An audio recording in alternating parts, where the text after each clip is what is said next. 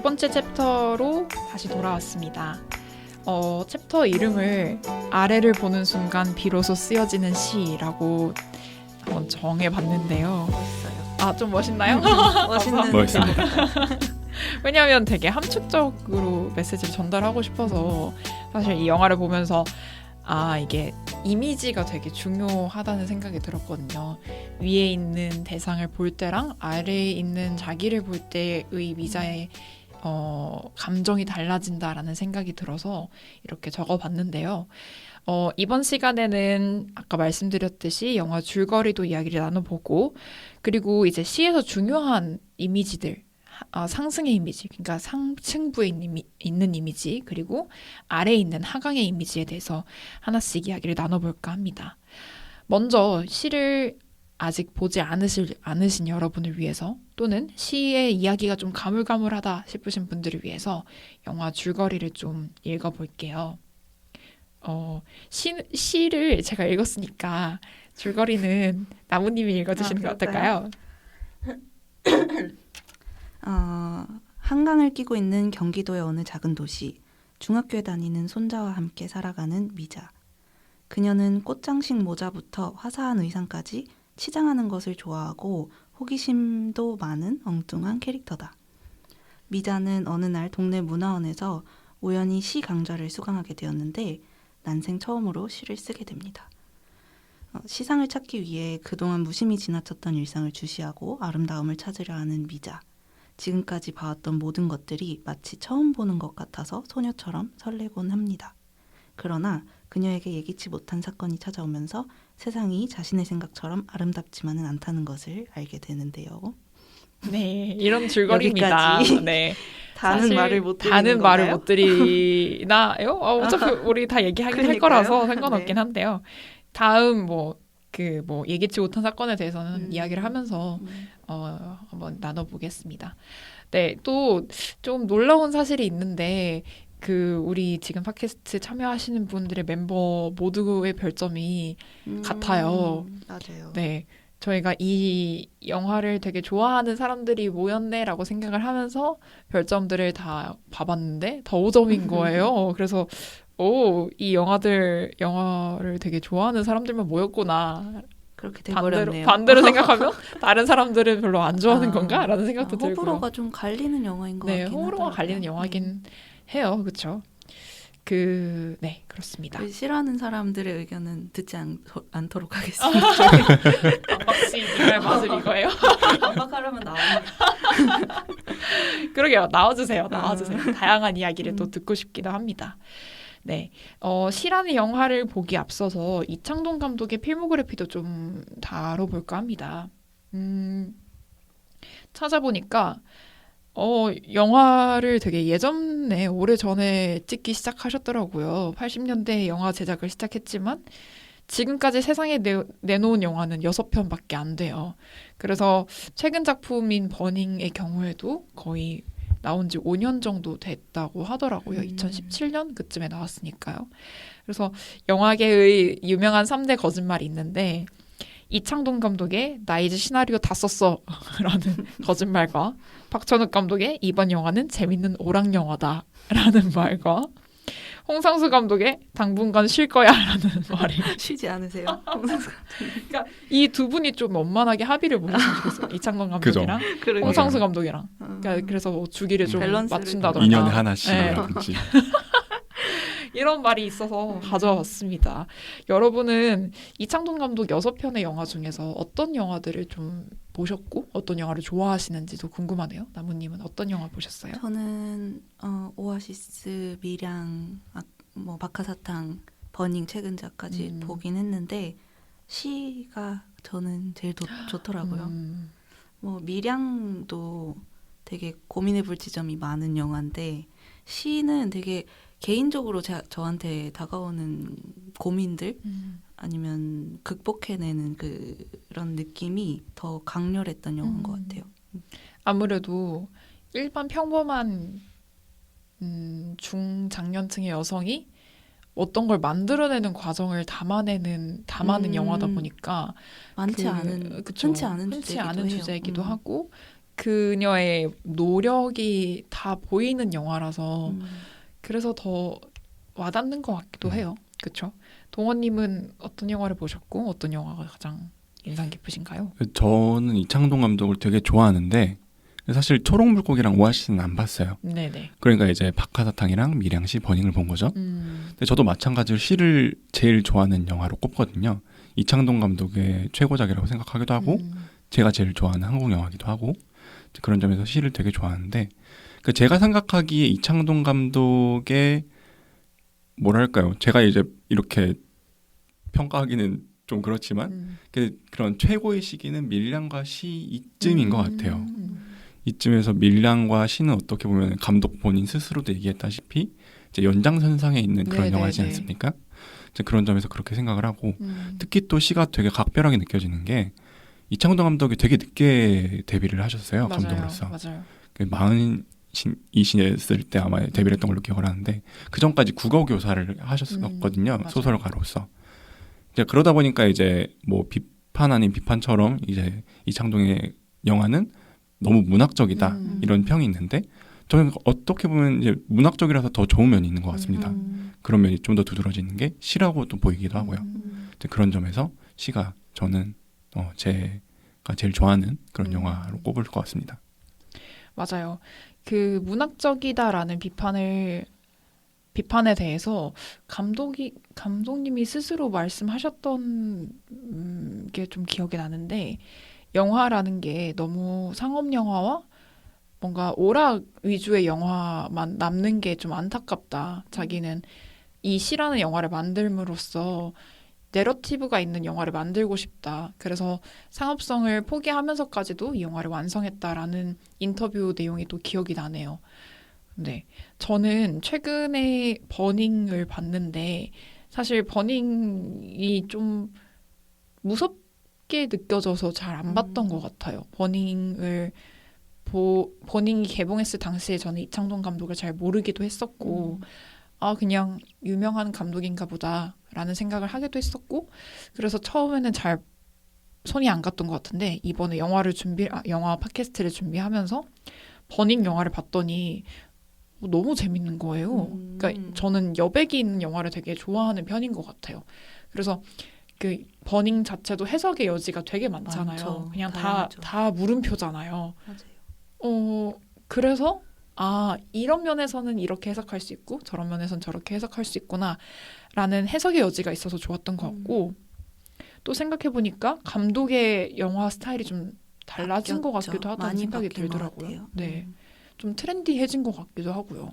되게 새로운 시도로서 버닝이 음. 나오지 않았나 하는 생각이 들더라고요. 맞아요. 네. 화법이 되게 다른데 음. 그럼에도 불구하고 저는 이제 이창동 감독의 고유한 스타일은 잃지 않았다고 저는 생각을 하거든요. 맞아요. 캐릭터를 너무 그죠? 잘 만든 것 네. 같아요. 그리고 이창동 감독의 영화 특징이 저는 생각하기에는 빈칸이 많아요. 그러니까 여백임이라고 할까요?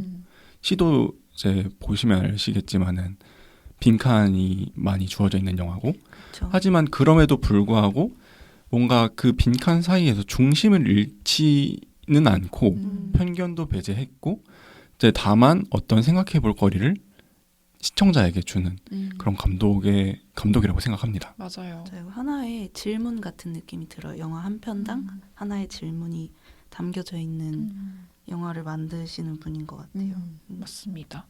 여백이 있다고 하니까 또 생각이 드는데 영화가 BGM이 없죠. 없죠. 네. 아예 없죠. 네. 마지막에 아네스의 노래가 나올 때에 네.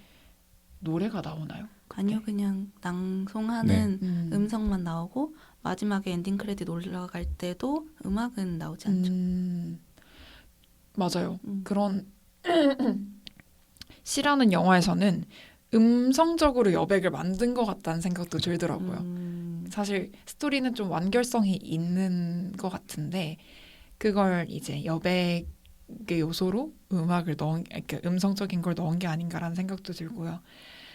그것도 되게 새로운 시도인 것 같네요. 그쵸. 다시 생각해 보니까 그 밀양에서는 거짓말이야 하는 노래가 마지막에 가장 임팩트 있는 맞아요. 거였다면은 시에서는 그 미자의 목소리에서 죽은 여자 중학생이 목소리로 넘어가는 그 음. 시 낭독 그게 제일 임팩트 있는 맞아요.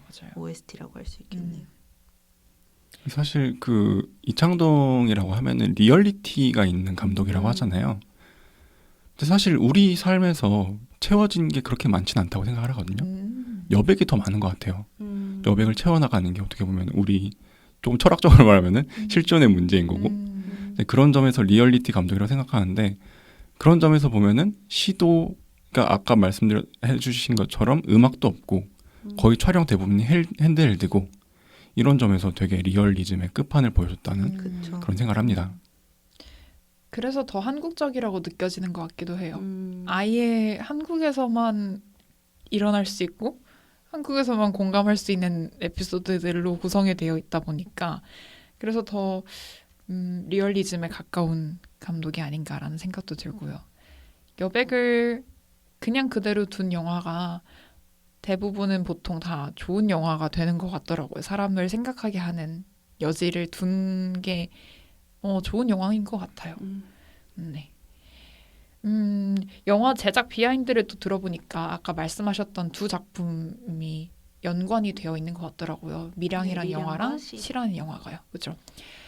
감독도 이런 요소를 아예 배제하진 않았던 것 같은데 처음에 이제 영화 초반부에 팔레스타인 여성이 아이를 잃어버린 이야기가 TV에서 나오잖아요. 그게 사실은 밀양 여중생 사건과 네. 관련이 되어 있다라는 걸 암시하는 듯한 장면이었던 것 같아요. 그죠? 밀양을 촬영하던 당시가 이제 또 시를 만들어야겠다고 결심한 계기가 된 때였다고 하더라고요. 그래서 두 작품을 서로 엮어서 이야기를 많이 하더라고요. 그러니까 인터뷰집에 나왔던 내용으로는 밀양을 촬영을 하고 있었는데 밀양에서 그 사건이 촬영 중에 발생을 한 거예요. 근데 이제 그러다 보니까 지금 밀양에 대한 영화를 찍고 있는데 밀양의 이야기를 넣어야 할까? 여중생 이야기를 넣어야 할까? 빼야 할까? 나는 이 현실에 대해서 어떻게 다루어야 할까를 고민을 되게 많이 하셨다고 해요. 근데 너무 직접적인 그 사건을 밀양 영화에 담기는 조금 어렵다고 판단을 하셔서 다른 영화로 따로 만들어야겠다 이렇게 결심을 하시고 시를 만드셨다 그렇게 말씀하시더라고요. 역시 비워내기를 잘하는 감독이시네요. 그죠? 선택과 집중을 잘하시는. 다 넣지 않고 네. 일단 이거는 제쳐두고 시에서 뭐 얘기를 해봐야겠다 이렇게 생각하신 게 아닐까 싶어요. 멋지시네요. 그래도 이야기의 큰 줄기는 변하지 않았잖아요. 그쵸. 구원과 용서, 속죄 이런 매체와 또 하나는 이제 우리 사회가 직면했던 현실적인 이슈들 이 두 가지를 되게 잘 엮어낸 그 두 편의 영화가 아닌가 싶습니다. 맞아요. 생각해보면 밀양이란 영화랑 시란 영화가 좀 대칭적인 것 같아요. 그러니까 하나의 사회적인 사건을 바탕으로 밀양의 경우에는 피해자의 가족의 입장이고 그 주인공이 이제 분노를 분출하는 캐릭터라면 반대로 시라는 영화는 그 사건에서 가해자의 가족이면서도 그 문제에 대해서 밖으로 표출하기보다는 그걸 안으로 사귀면서 이렇게 움푹 패여 들어가는 영화인 것 같아서 그게 좀 합체가 되면 딱 들어맞는 영화인 것 같다는 생각도 들어요. 영화. 네, 퍼즐 같은 영화라는 그러네요. 생각도 드네요. 네, 이렇게 좋아해 마지 않는 영화 감독에 대해서 이야기를 해봤는데요. 밀양이라는 영화도 한번 다뤄보고 싶다는 생각도 드네요. 그죠? 시라는 영화로 다시 돌아와서 시에서 이제 가장 중요한 거는 시상이잖아요. 미자는 항상 그 시의 대상을 찾아 헤매는데 그 헤매는 과정이 이제 영화의 내용, 줄거리 전반을 차지하고 있다고 해도 과언이 아니라고 생각이 듭니다. 처음에 미자는 이름 때문인지 아니면 뭐 본래 성격 때문인지 아름다운 것을 계속 찾아 나서요. 근데 아름다운 것이 위쪽에 많이 있죠. 미자가 생각하는 시상은 위에 있다라는 게 느껴지는 것 같은데 이제 하늘에 떠 있는 대상에 대해서 이야기를 나눠볼까 합니다. 저는 처음에 이 영화를 볼 때 미자가 왜 치매 알츠하이머라는 설정을 있는지가 되게 궁금했었거든요. 여러분은 이 미자의 알츠하이머라는 그 특징을 왜 설정해 둔 것 같나요? 저는 되게 이 캐릭터가 강력해지는 이유는 망각을 극복하려고 하는 데서 온다고 생각을 하거든요. 네. 일상적인 사건들 속에서 사람들이 다 잊어버리고 흘려보내고 사는 게 사실은 가장 마음 편하고 어떻게 보면 현명하다고 할 수도 있는 그런 행동들인데 그 가운데서 미자가 멋있어질 수 있는 이유는 알츠하이머임에도 불구하고 과거의 어떤 사건을 계속 집요하게 끌고 와서 고민을 한다는 측면인 것 같거든요. 그래서 그걸 좀 극대화시키기 위해서 치매라는 설정을 넣지 않았을까 하는 생각이 들더라고요. 그러니까 치매라는 게 기억의 죽음인 거잖아요. 네. 그 단어의 소멸, 기억의 죽음 이런 건데 이제 그런 와중에 뭔가 죽음 앞에 서서 그걸 맞서려고 하는 이제 그런 어떤 인간상을 보여줬던 게 아닌가 그런 생각을 합니다. 마찬가지로. 근데 전 또 이제 더불어서 이제 치매가 왜 생겼냐고 생각하냐면은 사실 치매 진단을 받을 때 중간에 이제 그 의사와 이제 명사가 중요하죠 이런 말을 하거든요. 네.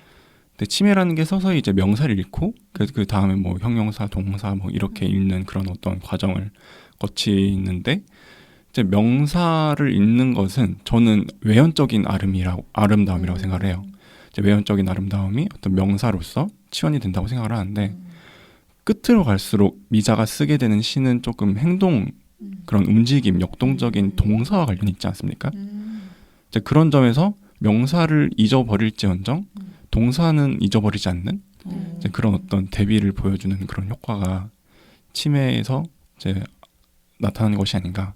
아까 말씀드렸던 것과 이제 상보적으로 생각을 해볼 수 있을 것 같습니다. 되게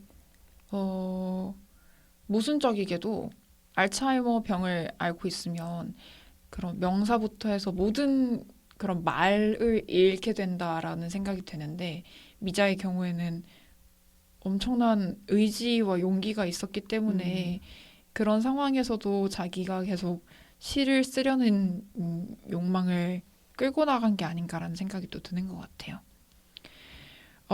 저는 알츠하이머병을 설정한 이유가 미자가 제대로 대상을 보지 못한다라는 걸 좀 더 강조하고 싶어서가 아닌가라는 생각이 들었던 것 같아요. 원래 미자는 어깨가 아파서 병원에 갔잖아요. 근데 어깨는 별 문제가 없고 큰 병원에 가봐라. 알츠하이머병이 의심이 된다라는 말을 듣잖아요. 그래서 자기 스스로도 자기가 무슨 병을 앓고 있고 자기가 어떤 상황인지를 잘 모르는 상태를 두려고 일부러 그런 설정을 둔 건가라는 생각이 들었거든요. 그래서 상승의 이미지랑 생각을 해보면 초반에 미자는 좀 떠있는 사람이다. 그러니까 자기를 잘 모르고 주변에 대해서도 관심이 잘 없는 사람이다라는 생각이 들더라고요. 특히나 뭐 모임을 되게 자주 가잖아요. 뭐 문학 수업도 듣기도 하고 아니면 가해자 가족들을 만나기도 하고 하는데 시낭송에도 네, 시낭송에도 그렇고요. 근데 모임에 들어갈 때마다 항상 늦참을 해요. 피인 건가? MBTI가 P인 건가? 그럴 수도 있어요. 시 그 강좌 끝났는데도 넣어달라고 그런 거잖아요. 제이는 상상할 수 없는. 제이는 미리 계획을 제이는 하잖아요. 그 시 강좌 열렸을 때 바로 가죠. 문화원에 갔을 한 텐데. 1바 2바로 신청하는 그죠. 그런. 네, 왜냐면 약간 저랑 비슷하다는 생각이 안 될까요? 이렇게 빌면서 들어가는. 맞아, 빌넛했죠. 저는 너무 그 위화감도 못 느낄 만큼 맞아. 이상함을 느끼지 못했는데 딱 말해주시니까 모임에도 늦참하고. 근데 그런 게 사실은 소속감이 완전히 있는 인물이 아니다라는 걸 또 상징하는 것 같기도 해요. 좀 많이 맞아요. 떠 있는 사람이구나. 자기가 어떤 소속에 되어 있으면 그 모임에 대해서도 되게 성실하게 왜 자꾸 저를 이렇게 반성하게 되는 건지 모르겠는데 자기 성찰 시간인가요? 지금 영화라는 게 갑자기? 그런 거죠, 뭐. 영화는 뭐 그죠 자기를 보는 네. 거울이라고 하죠. 그죠? 아, 그래요? 몰라요. 부모는 부모가 아닌가? 아이는 부모는 아이의 거울. 영화는 저의 부모. 아, 죄송합니다. 넘어가죠. 네. 아무튼 부유한 상태라는 생각이 들어서 붕 그 떠 있다라는 붕 떠 있다. 느낌이신 네네. 거죠? 떠 있는 이미지라서 그래서 자꾸 이제 위에 있는 것을 생각하는 게 아닌가? 피상적인 걸 보려고 하는 게 아닌가라는 생각도 들었던 것 같아요.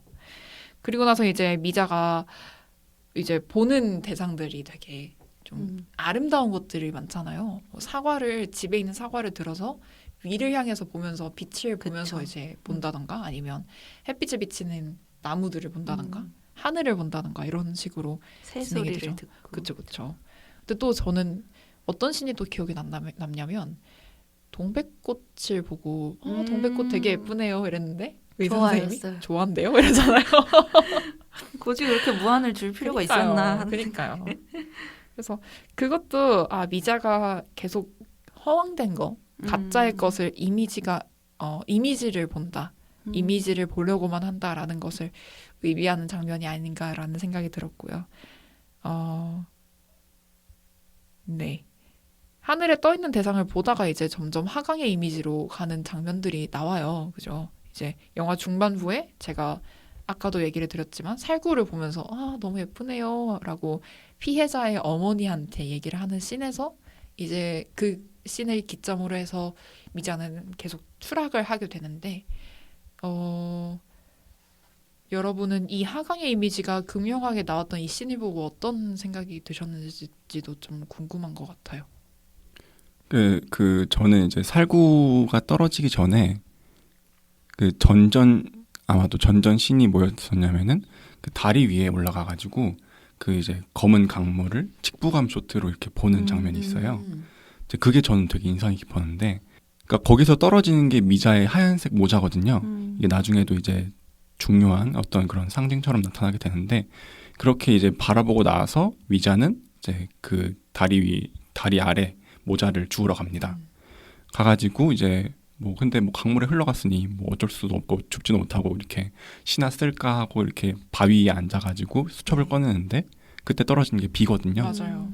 근데 사실 비라는 게 그렇잖아요.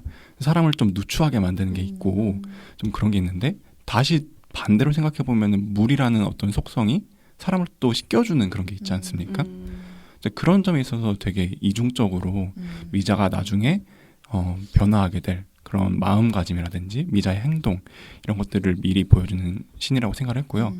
그런 점에서 이걸 기점으로 미자가 시상을 위에서 찾는 것이 아니라, 그러니까 위에서 어떤 아름다움을 찾는 것이 아니라 아래에서 현실의 누추함, 더러움, 지저분함 이런 것들도 이제 포괄적으로 볼 수 있는 어떤 그런 안목을 갖추게 된 게 아닌가 그런 생각을 했습니다. 점점 추락의 이미지를 기점으로 미자는 그 생기를 좀 잃잖아요. 그죠? 조금 옷도 좀 채도가 좀 낮아지는 것 맞아요. 같고 점점 현실으로 다가가는 모습을 보이는데 그게 좀 안타깝기도 하더라고요. 그냥 이 사람은 그냥 계속 아름답게 있으면 좋겠다라는 생각도 했었는데 근데 그걸 포기하면서까지 피를 쓰려고 하는 용기나 그런 의지가 되게 그렇죠. 크게 느껴졌던 것 같아요.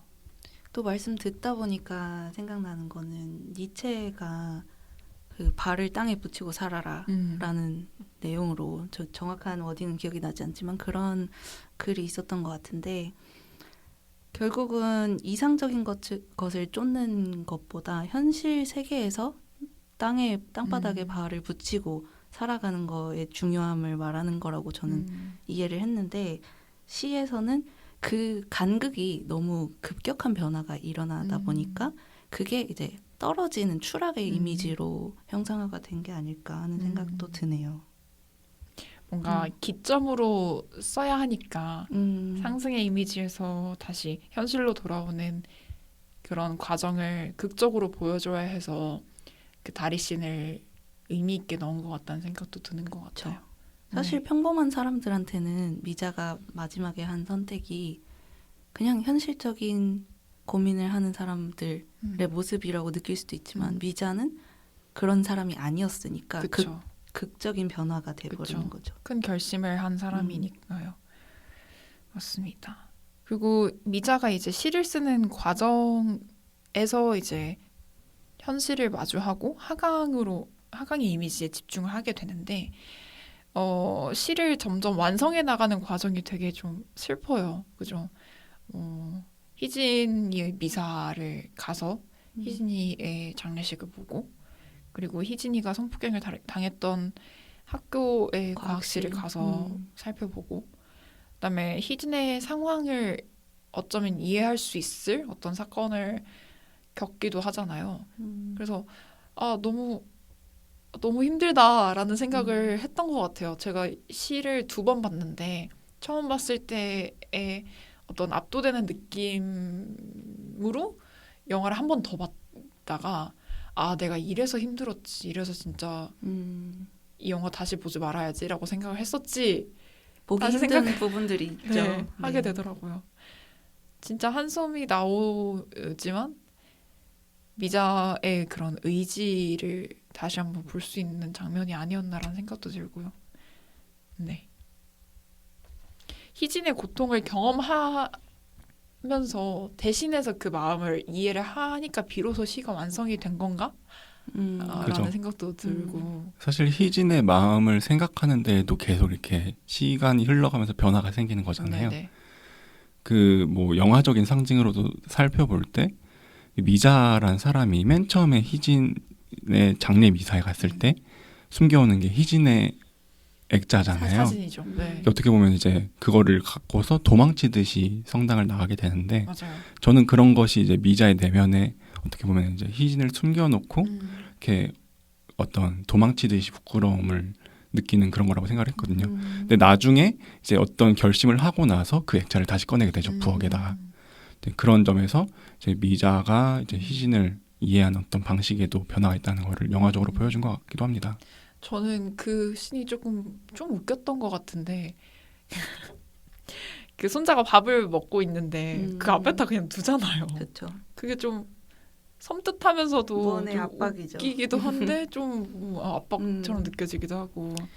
시에서 뒤에 내용이 나오는지 모르겠지만 본다라는 개념에 대한 이야기를 많이 하잖아요. 네네. 시 강의에서도 그렇고 그러니까 시라는 영화 초반에 인트로에서 보면은 떠내려오는 여중생의 시체를 멀리서 바라보고 있는 소년들이 나오는데 그런 방식으로 어떤 대상을 바라보는 것과 마지막에는 이제 미자라는 캐릭터가 그 희진이라는 아이를 어떻게 보면은 일체화되는 거죠. 자기가. 그렇게까지 대상을 바라보는 그 두 가지를 비교하는 영화가 아니었나 싶거든요. 그 사실 하나가 된다는 점에서 저가 생각했던 게 이제 영어 단어 중에 이제 어톤먼트라는 단어가 있잖아요.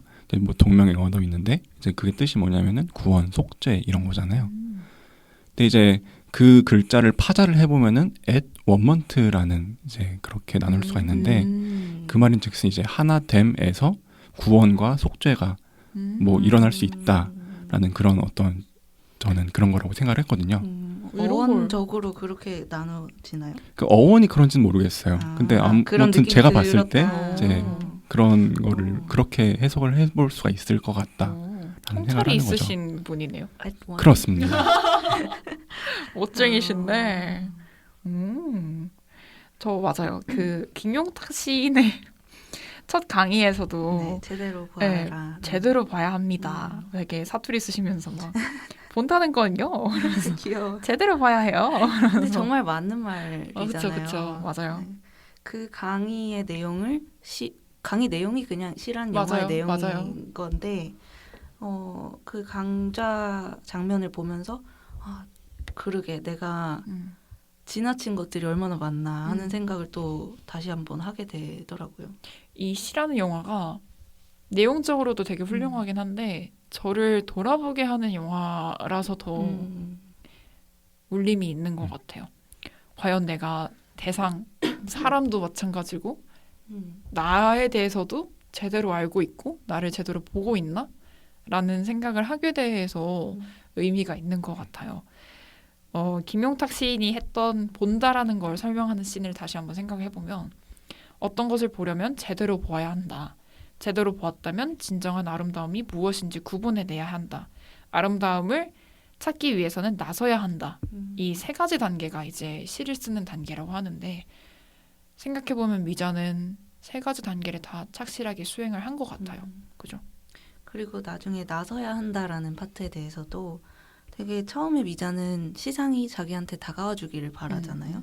근데 능동적으로 다가가라라고 코멘트를 해주는데 그 부분도 이제 영화 후반부에 가면은 미자가 어떻게 그렇게 열심히 능동적으로 이 사건에 대해서 파헤치려고 하고 할 수 있었나. 그 이유가 그 선생님의 그 멘트 때문 덕분이지 않을까 하는 생각도 들었어요. 그래서 저는 이 영화를 그러니까 영화를 관통하는 핵심 주제가 뭔 것 같냐면은 본다에 있어서 우리가 흔히 뭐 인식론적으로 본다라고 생각을 하는데 이 어떤 뭔가 윤리적이고 도덕적인 맥락에서 봤을 때 그 본다는 인식론적인 게 아니라 존재론적으로 보는 거다라는 그런 생각을 했습니다. 본다 그런 관점에서 보면 이 영화에서 진짜 보는 사람은 미자밖에 없구나라는 생각도 그죠. 들어요. 그렇죠. 물론 시인도 있겠지만 김용탁 시인도 맞겠지만 진짜 보셨을까요? 말만 그렇게 모르겠어요. 그래서 결국에 이제 마지막에 카메라를 응시하는 거는 희진이자 이제 그거에 맞춰져 있는 미자가 결국에 우리를 응시를 하는 거잖아요. 맞아요. 그런 점에서 뭔가 제대로 본 것은 미자로서 보여진다. 맞아요. 라고 볼 수 있겠습니다. 그런 그 장면에 대해서도 처음에 인트로에서는 희진의 시체가 뒤집어져 있어서 얼굴을 보지 못했는데 결국 마지막 장면에선 얼굴을 정면으로 딱 바라볼 수 있게 영화적으로도 연출을 되게 잘했다고 느껴졌어요. 수미상관이 있죠. 그죠. 수미상관적으로 그것도 어쩌면 시에 들어가는 기법이잖아요. 보통. 맞아요. 진짜 그래서 똑똑하다. 되게 실현 장르에서 쓰는 기법을 영화에 딱 넣었을 때 통일감이 딱 느껴져서 그 부분도 연출이 좋았어요. 역시 국어 선생님이라 그런지 그럴 수도 있겠네. 그런 형식적인 완벽함도 다 추구를 하셨네요. 너무 멋있습니다. 우리는 진짜 보고 있는 건가? 라는 메시지까지도 던져주는 영화라서 5점을 줄만 했다. 저는 그렇게 생각합니다. 그렇습니다. 네. 저희가 이제 미자의 관점으로 시를 써가는 과정 그리고 시를 쓸 때 중요한 자세, 본다라는 그 동사에 대해서도 이야기를 나눠봤는데요. 다음 챕터에서는 이제 미자가 시를 창작하는 과정에서 미라는 것에 집착을 하게 되는데 이 미의 의미가 무엇인지에 대해서도 얘기를 나눠보고 저희의 영화 시 한 줄평도 이야기를 하면서 마무리를 할까 합니다. 다음 챕터에서 다시 찾아올게요.